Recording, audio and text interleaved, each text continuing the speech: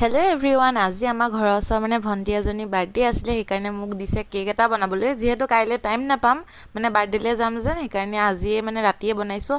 আৰু আজি মানে দুটা কেক মানে বনাম, আৰু এটা মানে তাই মানে বায়েকে মানে এটা বনাব দিছে ৰাতি 12টা বজাত, মানে তাইক ছাৰপ্ৰাইজ দিব। আমাৰ ঘৰতে কেকটো থ'বলৈ দিছে। এইপিনে মোৰ এইটো কালিৰ মানে যোনটো কেক কাটিব সেইটো মোৰ হৈয়ে গ'ল ৰেডি।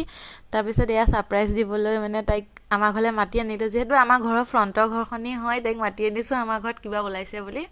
তাই আহি কিনে দেখি কিনে পূৰা চক খাই গৈছে। মানে সৰুকৈ অকণমানকৈ কেক এটা বনাই থৈছে, এইটো বায়েকে বনাব দিছিলে।